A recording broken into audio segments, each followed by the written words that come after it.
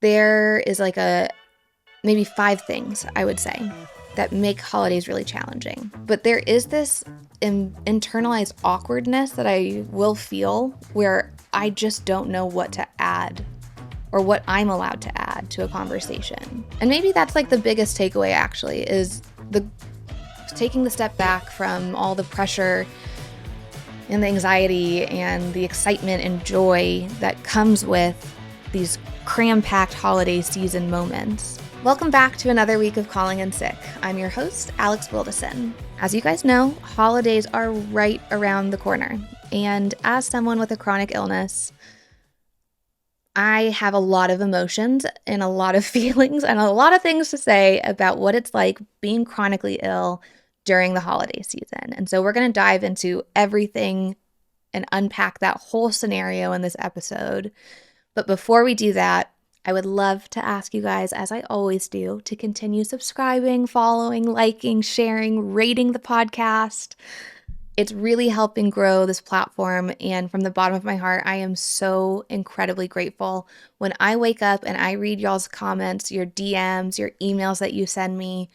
It can change my day completely around. And I've been honest with y'all. I've been really, really struggling with depression and anxiety this year to a whole new degree.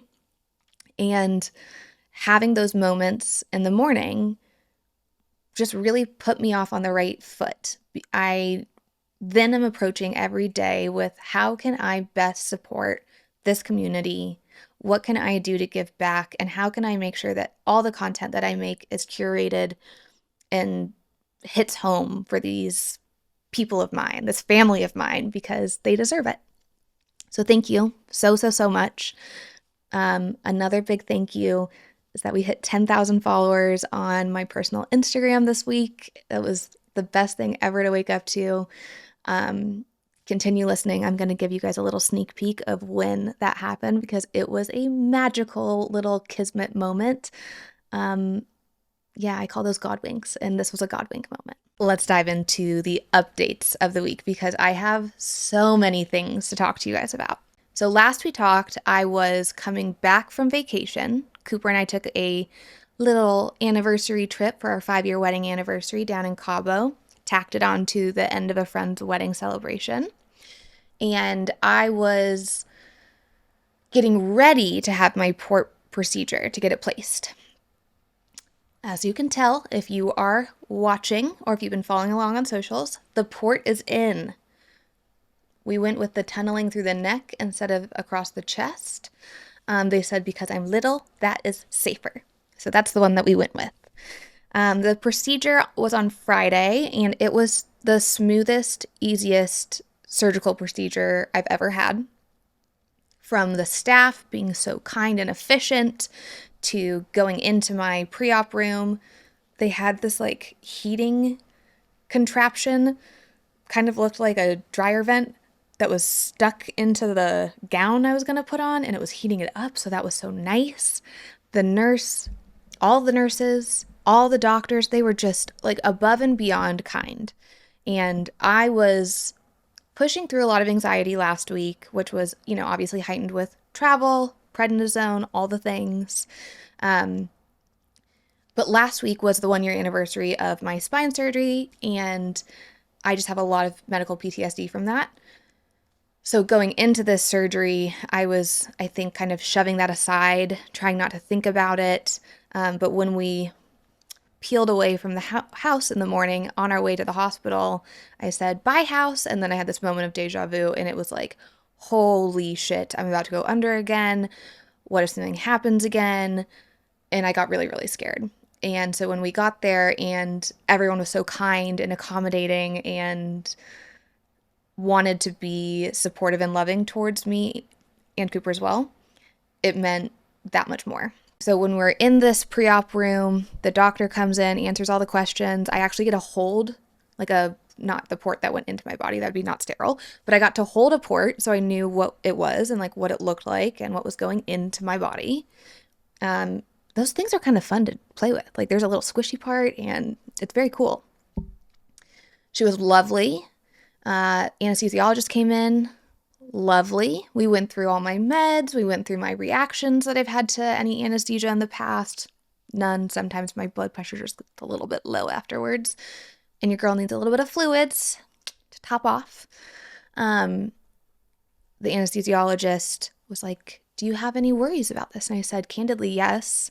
I know this is a super routine procedure, but I had this thing happen in the past and it's making me more nervous than I should be about this. And she said, don't worry, I got you. I'm going to give you the good stuff and take care of you. And then she said she was going to water me, which I've now found out means give me a lot of hydration fluids so my blood pressure stays nice and consistent. So this kind woman, the OR team, they get me into the OR. The nurse is holding my hand because I am clearly very nervous. And she's just, giving me little arm pets and saying all the things, all the comforting things. Telling me just to take deep breaths. That's the only job that I have right now, is to just get calm and to take those deep breaths. And at that point, I'm sure they'd given me some IV meds because I was feeling real calm. And then before you knew it, I was out like a light. I always kind of like that point right in between falling asleep in anesthesia when you're like, I'm gonna keep my eyes open for as long as I possibly can, and you never win. You never win the game. But I did win the game because when I woke up in post-op, I was not crying. I did not need additional pain meds, and I had no unknown pain. So basically leveled up and unlocked a new experience that I've never had before, and it was mwah, chef's kiss. Thank you, Del Seaton downtown. Your ambulatory surgery center is fucking awesome. So, when I woke up, and I'm going to make a short story very long here because why not? So when I wake up from anesthesia, not in pain, not crying, that's unusual for me. The nurses in the post-op area are kind of chuckling. They walk over and they're like, hi, sweetheart, how are you feeling? I'm like, I'm good. Kind of looking at them like, why are they laughing? Did I do something? Did I say something? Oh, Lord, what now? And they say, we were just looking at this actor online. We think that your husband looks like him. And without pause, flip the phone around. Picture was already ready to go. And I have to say, Coop really does kind of look like this actor.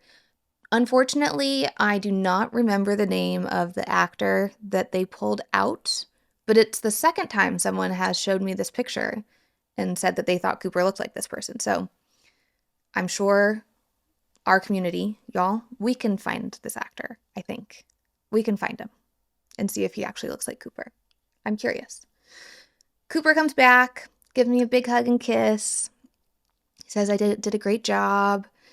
And we head on home, and I FaceTimed family members, caught up with people, and refused to take a nap apparently because I'm a stubborn little bee sometimes.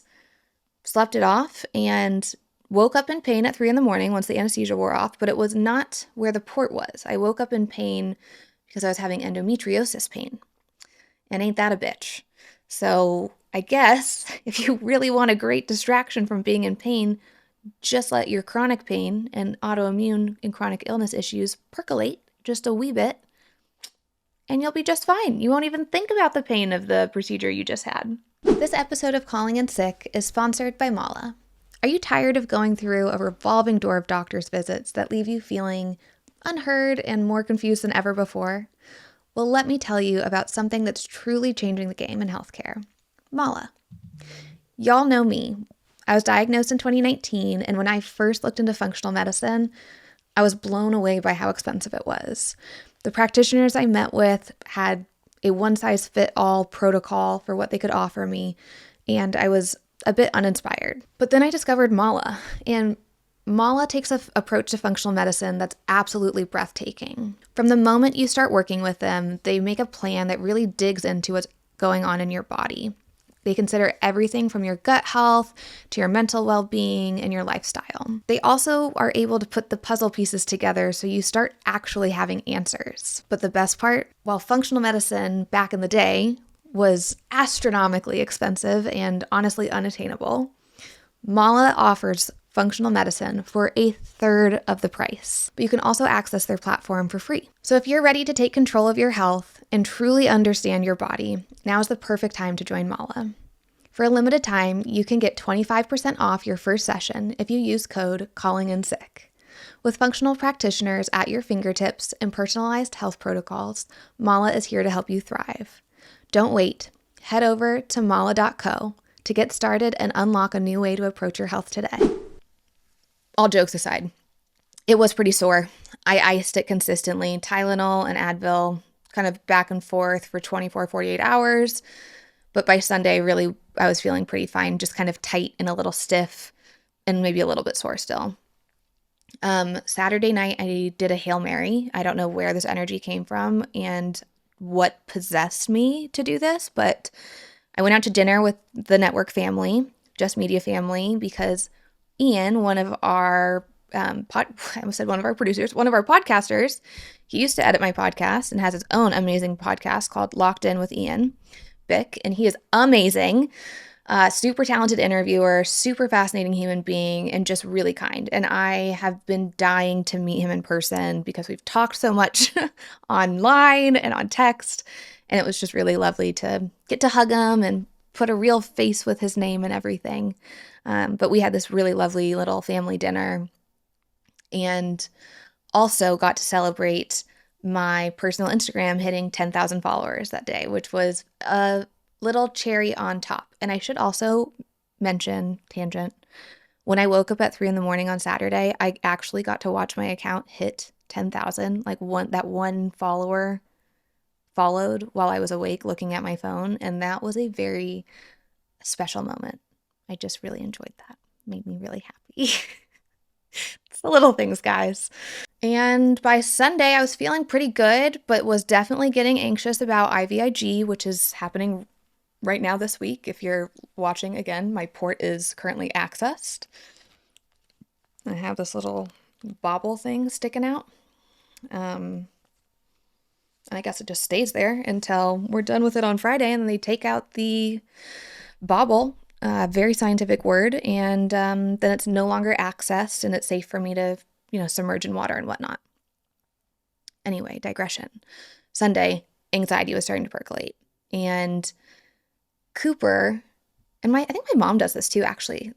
They both sigh all the time. And for a very long time, I thought these were sighs of exasperation, perhaps with me. And so I'd always ask Cooper, "Are you mad at me? What's wrong? Are you okay?"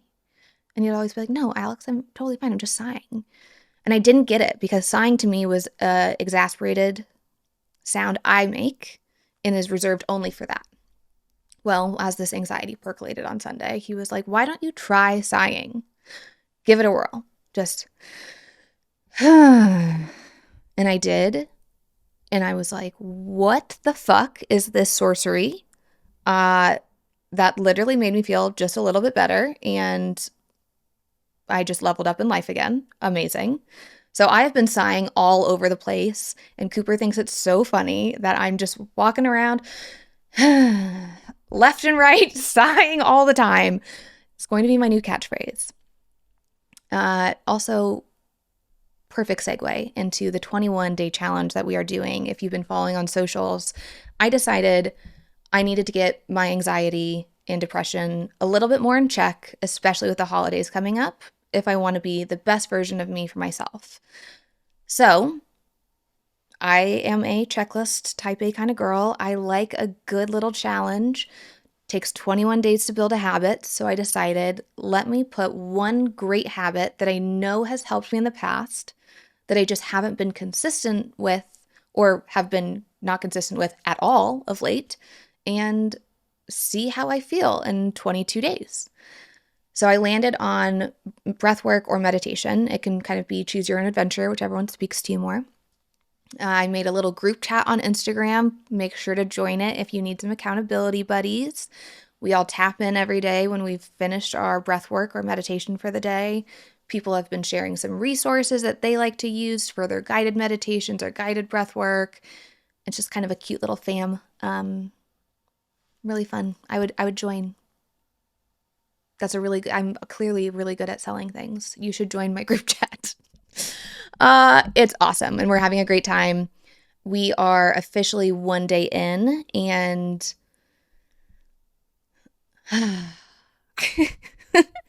and there's a sigh for you.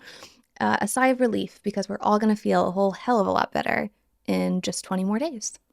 So, to help out with this goal of lowering our anxiety and depression and being our best versions of ourselves to end the year strong, I wanted my wellness picks of the week to support that. The first one is CBD. Good Lord. I cannot take prednisone without also taking CBD. Otherwise, I have just uncontrolled anxiety and need to be maybe like put into a safe room by myself so I don't, upset other people or myself. So the brand that I'm currently obsessed with is called Early Bird CBD. It's a local Austin company. Their products have less than 0.3% THC, so it's safe and legal in the state of Texas. And just even half of one of those little gummies 2 hours before you're planning on going to sleep, you're going to feel so calm, so relaxed, so happy, and just ease right into your evening routine. So that's a hack for holidays. You want to be the best version of you? Get on the CBD train. For Early Bird, they are running a sale from the 26th of November to December 2nd. You can get at lowest point 25% off, at maximum point 33% off. I will be posting the codes on my social, so make sure to check throughout the week if you want to order some of these. And here's my little cheers to you. Happy CBD-ing. The next wellness pick of the week is for only my Austinites. Sorry to all the other listeners, but if you ever come to Austin, you must go to this place. It's called Sage Blossom Massage. I have a monthly membership there. It has been a life-changing decision to get monthly massages for my kind of musculoskeletal autoimmune pain. I kind of oscillate back and forth between getting Reiki massages, lymphatic drainage massages, and then just normal deep pressure massages. And I see a couple different therapists there that each do one of those differently that I really love. But my code for you guys is IGAlex, and when you put that in at checkout, you get a free 30-minute infrared sauna session to go along with your massage service. If you have not done an infrared sauna yet, I know you've heard me talk about it, but y'all, it is life-changing. An infrared sauna will make you immediately feel better, increase that dopamine, maybe serotonin. I don't know which brain chemical it is, but it's the happy, joyous one, and you deserve to have that feeling. So go get yourself a free 30-minute session and feel a hell of a lot better. Please enjoy. I can't wait to hear about your guys' experiences. And I hope that both of these things can help you as you approach the holiday season, a time of a mixed bag of emotions, and can feel a little bit more grounded in your skin and less anxious. And so without further ado, let's dive on into this week's episode, Navigating the Holidays. All right, so let's unpack holidays and chronic illnesses because Lord has had a mixed bag.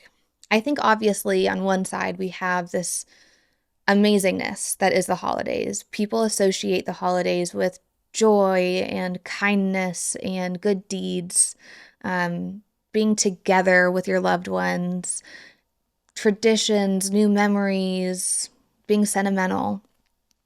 And it's this beautiful time of year that you want to spend all of your spoons because you get to be with all these people you love all in one place at one time. Hello, checking a box. That's also, we love that. Efficiency. With all those good things in mind, it still is this other little part of the holidays that is in the back of your head at all times. And I think, that's for all people.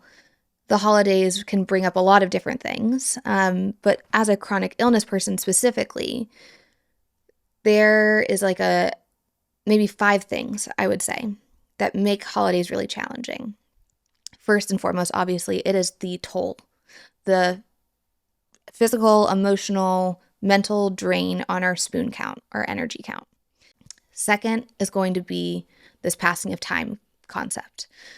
where because we get to be sentimental and we are surrounded by all of these friends and family that we might not have seen in a while, we compare what happened in our last year to their last year because that's human nature, and that can have a lot of difficult emotions packed into that. The third reason why it can be kind of challenging is there's a lot of fear embedded in social gatherings with chronic illness. Will people be talking about me and why I look so different? Will people be judging what I'm eating or drinking? Are people going to make these offhanded comments that we'll dive into later in this episode that are really, really unnerving to hear time and time again? The fourth reason, you have to think through a lot of things to have a successful holiday season logistically. And last but not least, it is so easy to overdo it and then push yourself into a setback. Now let's kind of go through each of those. So the first one is the spoon toll. It's going to happen. It's going to happen probably, I should say. If you are traveling, if you are hosting, if you are gathering with people, you're going to be spending more spoons during these small 2-3 days than you usually would during a typical week. And because of that, you're going to get fatigued. You also don't have your routine to lay on and fall back into to recharge like you normally do. So you've got to get creative there. And rest just looks different when you're around other people. For example, this year, I am hosting my in-laws in my home for Thanksgiving. That means there's going to be 6 people in less than 1,300 square feet and 2 doggies. There are 3 bedrooms and 2 bathrooms in this house. My morning routine usually is wake up, take my meds, get my coffee. If I'm having a low energy day, Cooper brings me that coffee in bed. High energy day, I go outside with my coffee. I do my 5-minute gratitude journal, 5 minutes of meditation or breath work, and I have this very blissful, calm entrance into my day. I will be hosting people. I will not be able to have that exact specific routine. I guess I could, but I'm a people pleaser and I don't want to tell people, don't come outside. I'm having my 10 minutes of peace in the morning and make other people uncomfortable being in my own home. So I am already planning ahead of how I'm going to carve out and curate these moments for myself to recharge. And what that's probably going to look like is I'm going to do my routine in my bed. And that's fine. I'll have my door closed and I'll just have a cozy little morning every morning that I'm hosting. I also will be carving out probably 30 minutes to an hour to 2 hours every single day in the afternoon to go lay down. If I do not force myself to do that, I will burn out and I will overdo it. And I read a really great quote this week, and I'm going to share it with you guys. I wrote it down. Peace isn't found in proving yourself, but in choosing yourself. So I don't need to prove to my in-laws that I am sick. I don't need to prove to them that I'm a great hostess. I need to choose myself and my health so that I can be the best version of me and the version of me that they love. Well, hopefully they love every version of me, but you guys know what I'm trying to say. That quote, I think, also applies to like the mental and emotional side of spoon fatigue that exists, and that's just being overstimulated. Lots of conversations, maybe a lot of conversations regarding your health, but you can put boundaries up there depending on what you want. And I think hopefully listening to this episode ahead of the holidays is going to make you think about those boundaries that you want to put up before you get to any of these gatherings so that you feel more in control of you, your energy, and honestly, like your interactions with people. But we'll get into that a bit more later. So spoon usage is just going to look different, most likely during the holiday season, but knowing that going into it and preparing in advance to try to get around it is all we can do. And that's enough. However, if we, are the type A, I can do everything kind of people like we all seem to be, we probably are going to overdo it. And that might lead to a slide. And a slide I'm referring to is the November slide or the October slide or the December or January slide or really any month slide. And that is when we have overdone it to the point where now our bodies are suffering and we're flaring. Now, of course, if you overdo it, that might cause a flare up. But we all know that flare ups are a perfect storm. So you're traveling, you catch a cold, that knocks you down a few pegs. You go back to work, super stressful end of the year, that knocks you down a few pegs. And then you're kind of primed for a big old flare up. So if we can do the things that are in our control and let the rest of the chips fall as they may, hopefully we can avoid that and get into the new year on the right foot and feeling good. So I put out a travel tips episode about a week or two ago, and I hope out of that y'all can feel a little bit more prepared about the act of traveling. And I want to just supplement to that whole episode with a few little things that are specific to the holidays. And this is very important for those little 30-minute carve-outs that we're all going to do for ourselves every single day that we're around others and gathering.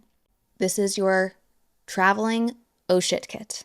Heating pad, cozy ass blanket, face mask if you like them, or any kind of thing that's calming for you. Your laptop or a book, and that's it. This is your Super Bowl, and you must have a halftime show to recover. And in those moments, you're going to indulge, like full optimization of a duvet day in a very short window of time. Duvet days we also will dive into later on this episode because y'all, we're about to unlock the best part of the holiday season with these duvet days. Okay, so in this little window that you're carving out for yourself, I would love to ask you to just be gentle on yourself. Don't let yourself use that time to stew about somebody said something that's super annoying and pissed you off. Don't use that time to respond to a bunch of work emails. Instead, I would love for you to use that time for enjoyment. And if that means scrolling on TikTok straight up for 30 minutes, go at it, queen.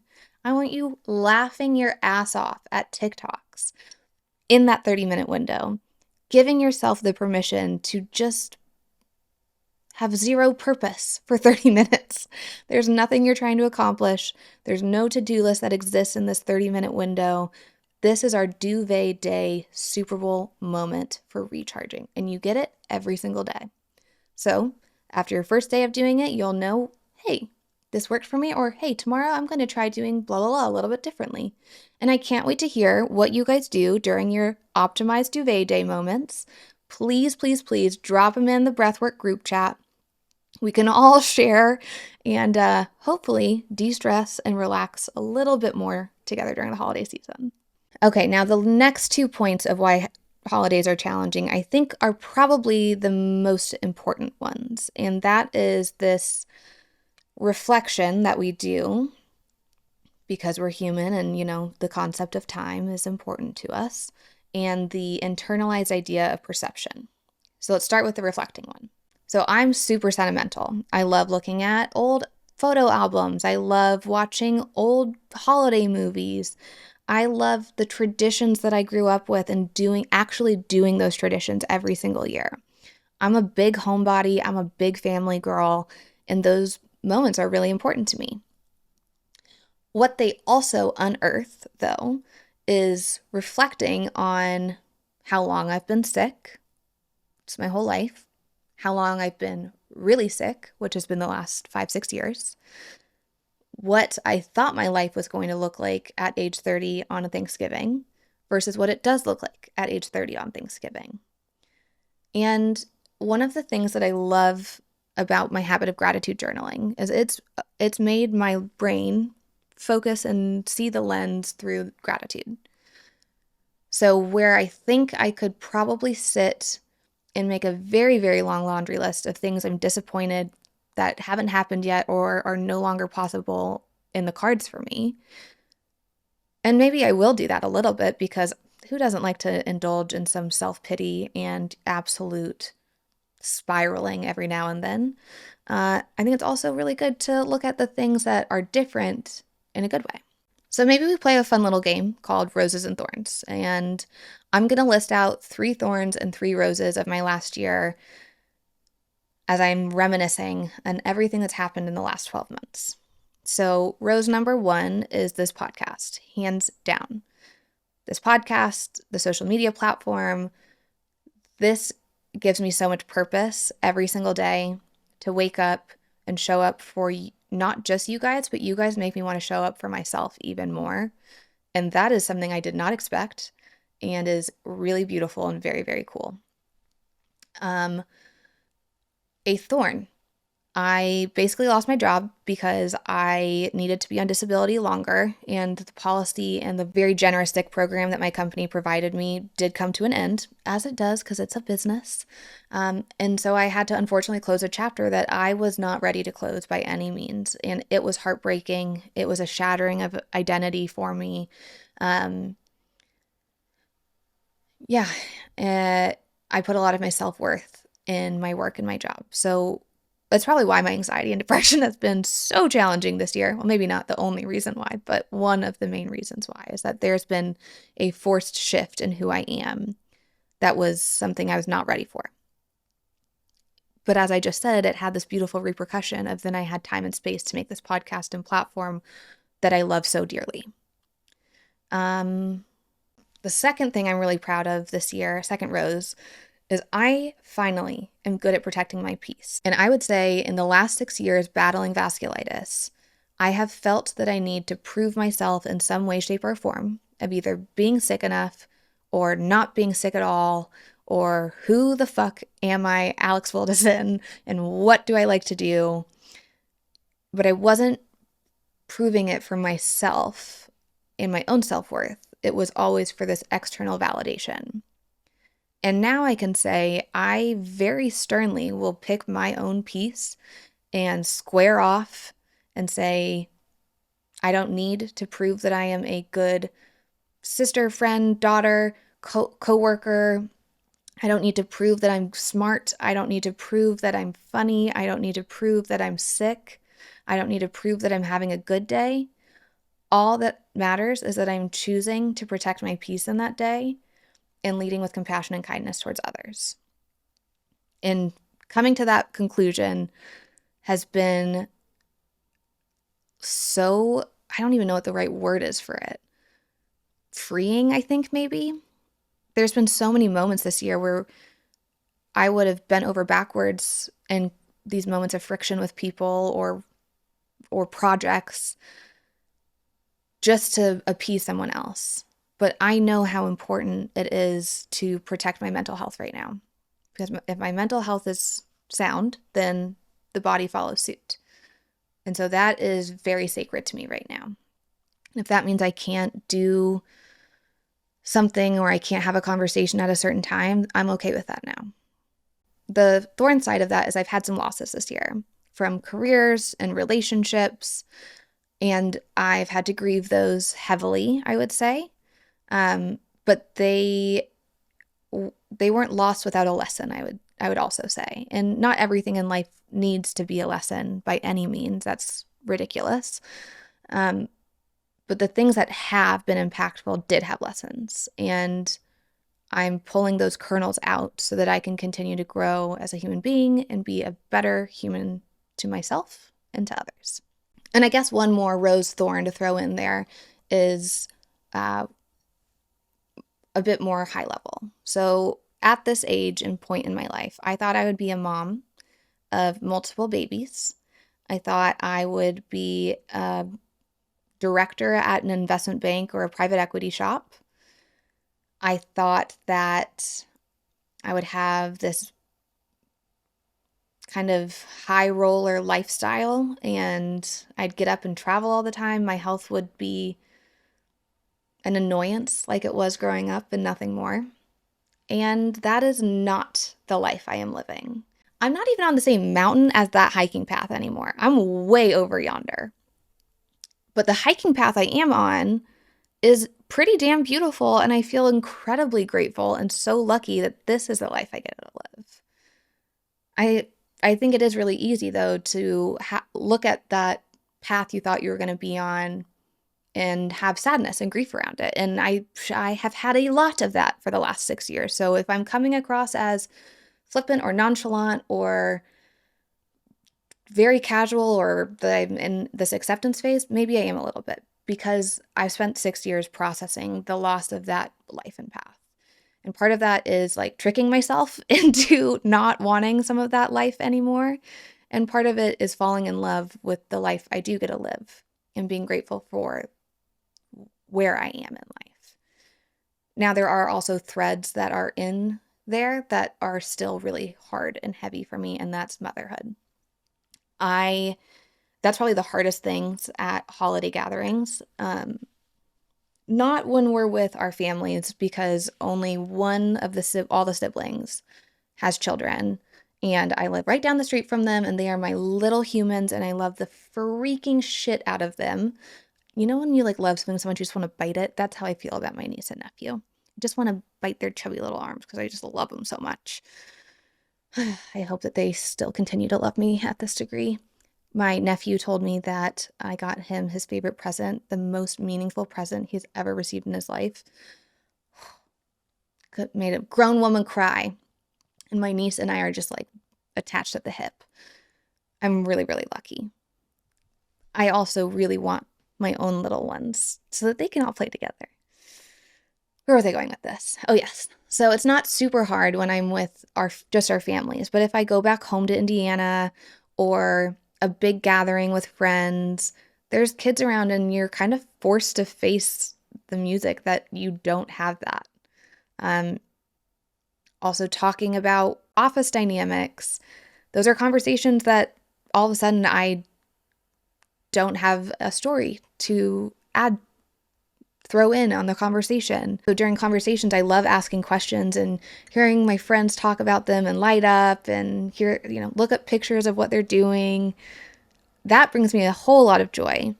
But there is this internalized awkwardness that I will feel where I just don't know what to add or what I'm allowed to add to a conversation. Do the people I'm with really want to know what my day-to-day is like? There's some really cool shit that I do for sure, and I would love to talk about that. But a lot of it is tangential to my health. And for some way or another, those conversation roads always kind of end back at something related to my health. And then I'm there in a conversation, chatting, while also thinking, is this person thinking all I can talk about is my health, or all I can talk about is myself? And I start to have anxiety that I'm coming across like a super selfish person, anxiety that I'm coming across, or super self-centered person, anxiety that I'm coming across as that I love being sick.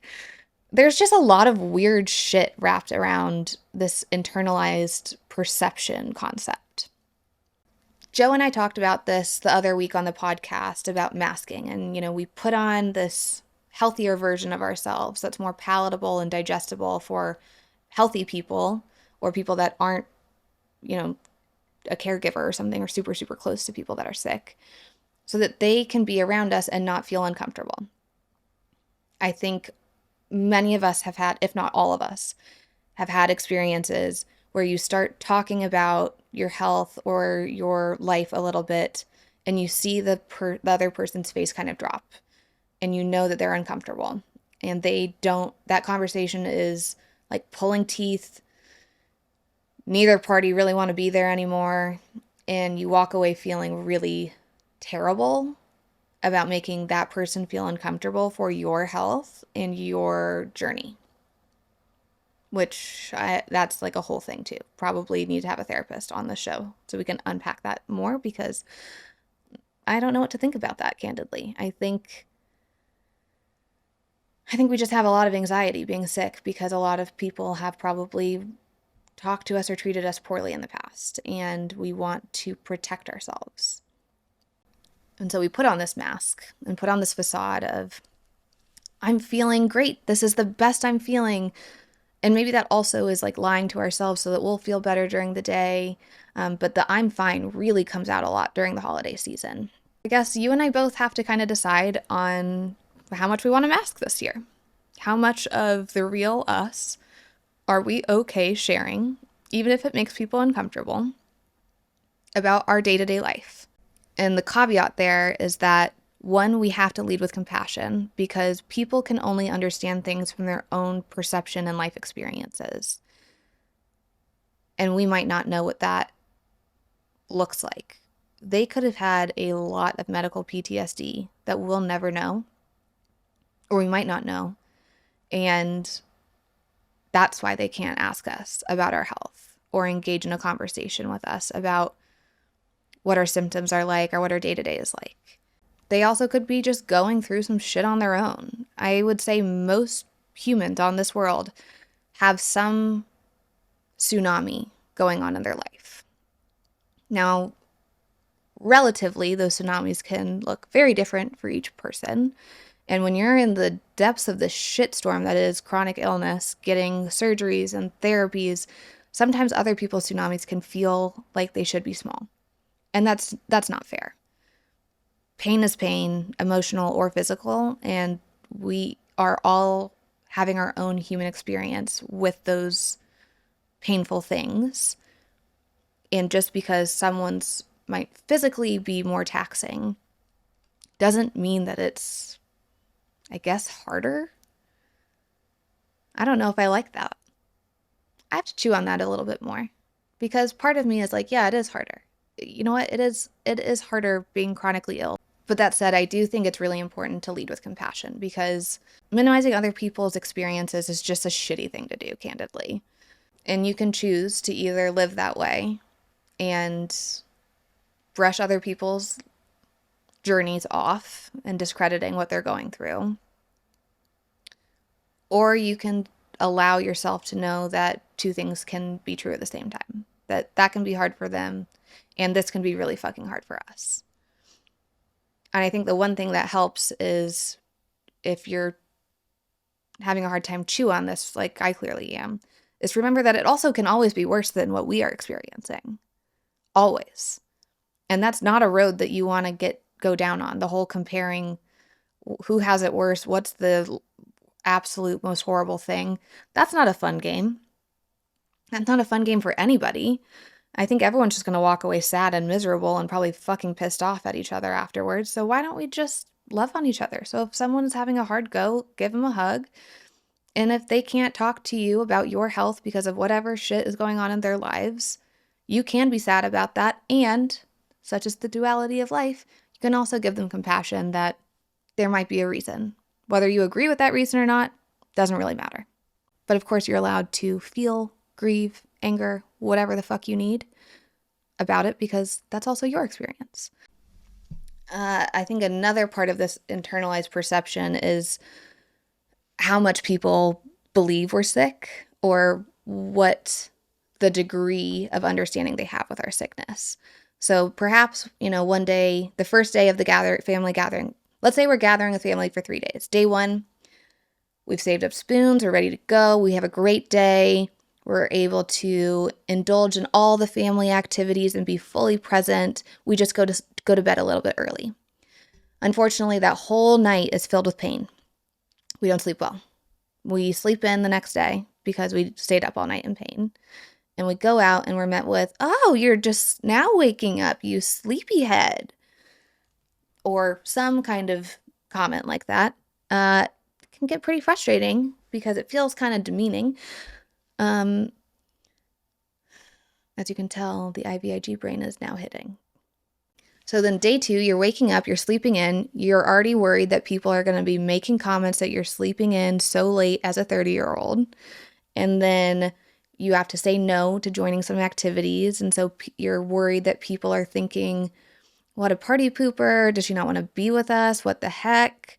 Everyone gets back together for dinner. You decide not to help with the prep of cooking, but you set the table. But you don't clear the table after everyone's done, and then you go to bed early. And when you're getting into bed, you're thinking, man, here's all the areas where people might not fully understand why I had to make certain decisions that I did, and I'm worried they're going to be judging me for it. And then maybe that keeps you up all night the next night, and it's a downward spiral. So let's just make a deal with each other that when we start to worry about what other people are thinking about us, we release ourselves from that guilt of having to be a version of sick that is comfortable for them and that they can interact with. What's really important is that you're showing up in the way that you can. And whether people understand that or not is up to them and their lives to figure out. Not every moment has to be a teaching moment. Not every day has to be a lesson. Sometimes you can just survive and get through it. So, some tips. First and foremost, you gotta have a code word with somebody in your family or friend group or partner that you trust to have your back. I'm not gonna share my code word because I don't know who's listening. And my friends and family, you guys are not allowed to know my secret code word so that I can get away with whatever the fuck I need to get away with. So, come up with a code word. So when someone says something that's off-putting and you're tired enough that it is emotionally bothering you, your partner can step in and protect you a little bit. They can distract you, they can redirect you. You just can navigate it a little bit better. Rely on that person. You are a team getting through and enjoying the holidays together if you can. I also think communicating with the friends and family with what you are able to do every day is a nice nod to get everyone on the same page. And what I mean by that is explain the spoon theory to them, explain the charged phone theory to them or the stoplight theory to them, and let them know at the start of every day kind of where you're sitting at that given moment. And let them know it might change. We can't predict these things, unfortunately. It's like the weather.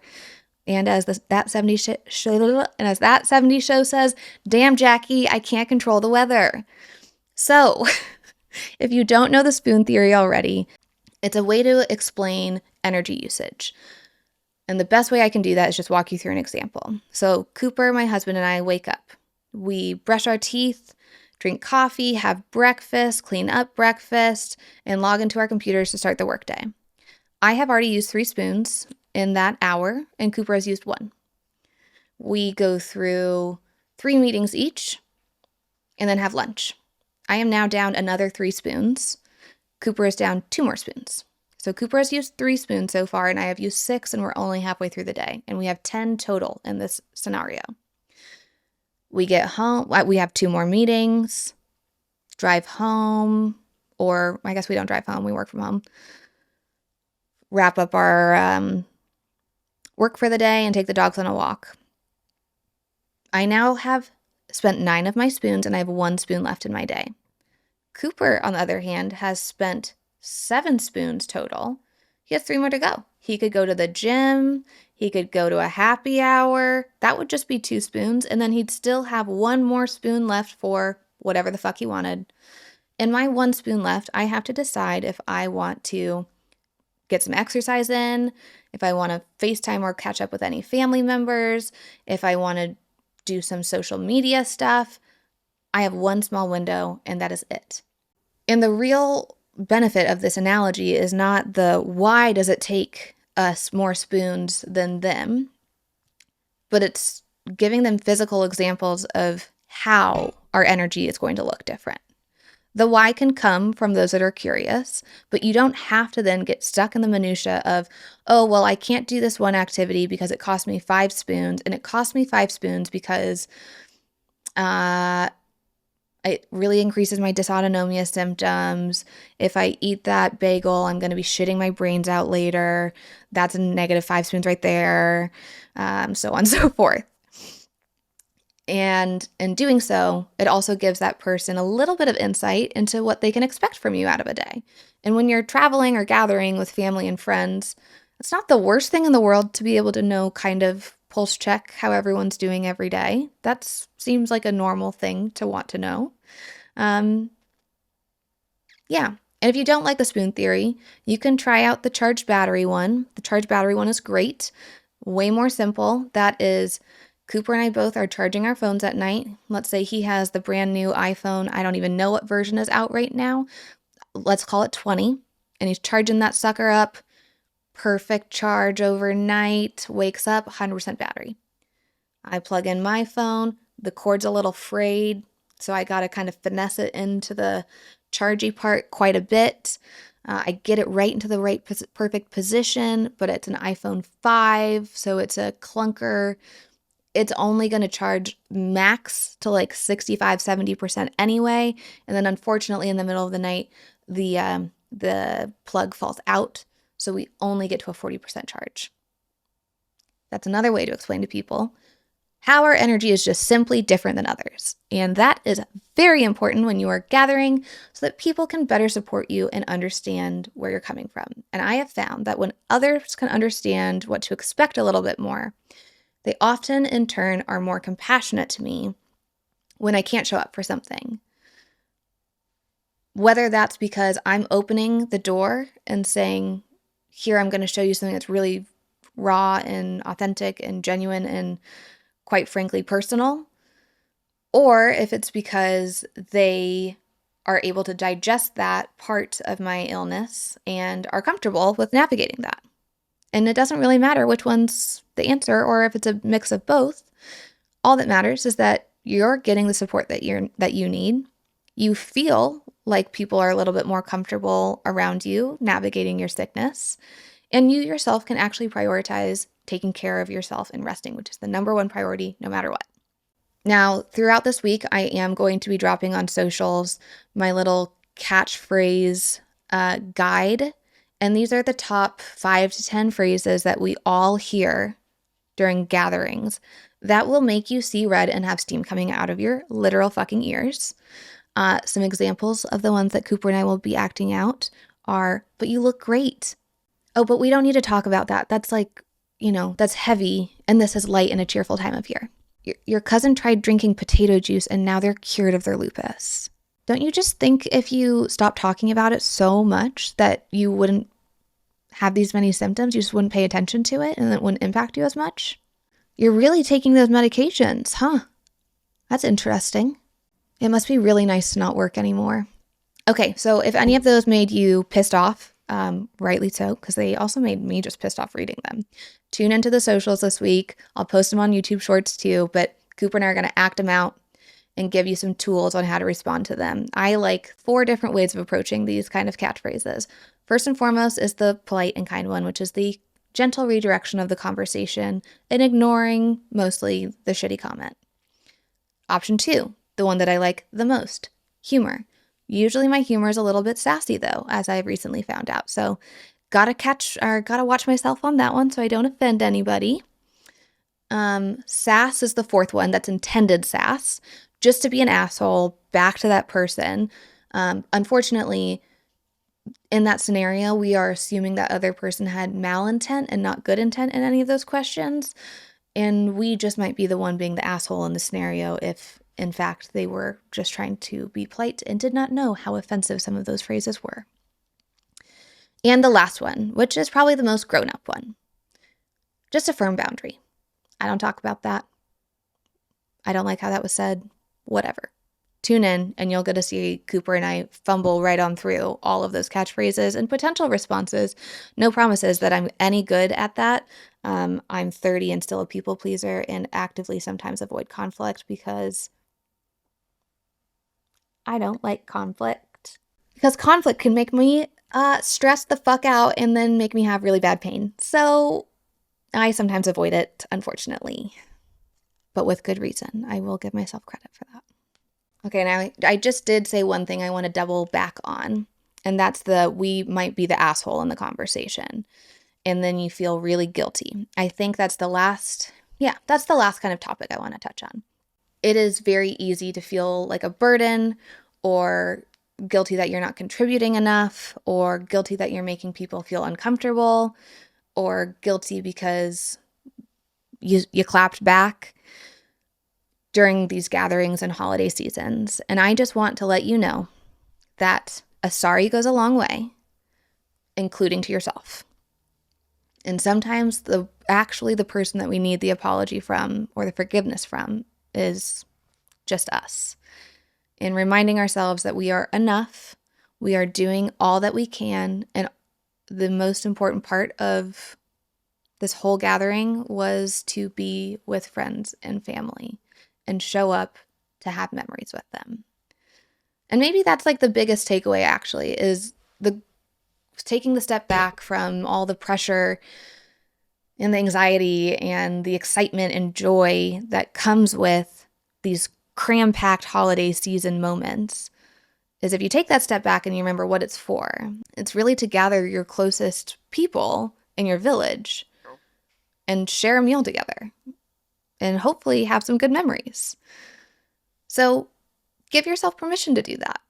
And if that means you are just the official drink pourer and that's the only task you're doing for the entire gathering, that's all you're doing. You can also bring a good attitude. You'll probably also have every single supplement or medication that anyone in the family will need in your fanny pack. And you probably have a heating pad also for each member of the family. And now you're doing more than enough. Now you're a real keeper. You're helping everyone else out in a way they didn't even realize that they needed. So after this is all said and done, let's be honest. There's going to be something that happens that's going to make you a little tizzy. So we've got to unwind and de-stress because, like I said at the top of the episode, there is nothing that is worth a New Year's symptom slide, crashing headfirst into a flare-up in the new year. Nobody's got time for that, and that's just like a really not fun way to start off your resolutions for the year. I've experienced before, and it's just not great. 10 for 10 would not recommend, or I guess 0 for 10 would not recommend. So let's talk about how we recover. I like to take the day after getting home, blocking it completely out. That is a me day. I get the luxury of doing that because I do not have children or people that depend on me. And I am an entrepreneur and I work with my sister, and she completely understands that this recovery day is actually incredibly important if I want to be productive at all for the next, year. So in my day that I carve out, and you don't have to carve out a whole day. If you only can get 2 hours to spare, take those 2 hours, but we're going to optimize them. And I call this the duvet day. And a duvet day is the duvet day is the Super Bowl for the chronic illness community. We get to treat ourselves, and we are so good at treating ourselves. I don't know about y'all, but I can convince myself pretty damn easily that I deserve a treat because some of the shit that we have to go through in our lives is really fucking hard. So start dreaming about how you are going to treat yourself on this Super Bowl duvet day. Now let's talk about what logistically a duvet day is. You're going to wake up. If you have enough energy and spoons, clean sheets are just chef's kiss to start this. Take a shower, clean PJs. Breakfast, coffee, supplements, medicines, whatever you need to do in your morning routine. Get back into bed. No emails for work. I'm not going to put up parameters. Try not to do productive things. So no emails, no to-do list, nothing like that.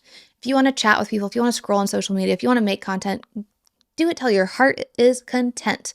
But if you can avoid doing the productive things and let your mind and your body actually rest and recover, you will be so grateful at the end of the week. Because if you had used that time to catch up on all the work that you had missed during the holiday bonanzas, you wouldn't have rested. You wouldn't have prioritized resting. And in doing so, you're only taking one step forward to take 2 to 3 steps back. So let me say it again. And feel free to, put this on speaker now for your husband, your wife, your parents, your siblings. This rest is mission critical. Okay, so we're in the bed now.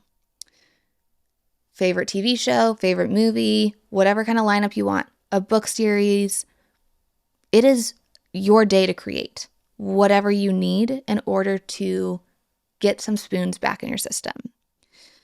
If you're like me, I can only do bed rotting for X amount of time, and then I start getting kind of stir-crazy cabin fevery.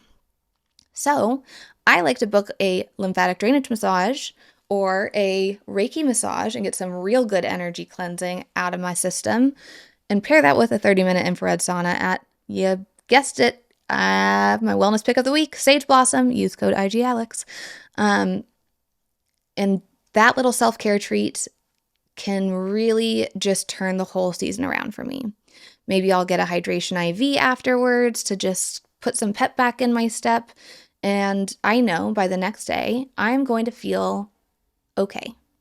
Maybe not amazing, but probably not horrible. And I also can be proud of myself for picking rest and prioritizing rest. This season, this holiday season, that is the gift I would like all of you to give to yourselves. Prioritize that rest and give yourself the permission to do it. So I guess to kind of recap, because I don't even know where I've gone from point A to point C in this conversation really, is that holidays are amazing. It's an opportunity for us to be with our loved ones, should we choose or should we be able to. We get to probably be a little rebellious and indulge in foods or other things that are not great for us digestively, but they bring some goodness to the heart and soul. It is a time to reflect and it's a time to have cherished childhood memories come percolating up, to laugh and reconnect with people, to share a meal or glass of wine, to be grateful and thankful for the lives that we get to live. And in being chronically ill, there's some thorns on that rose, and that's okay. And I hope that this episode helps you feel a little bit less alone in those thorns, because no one really shows up to a Thanksgiving dinner with a thornless rose. We're adults living in 2024 and the world is what it is. We all have some thorns on that thing.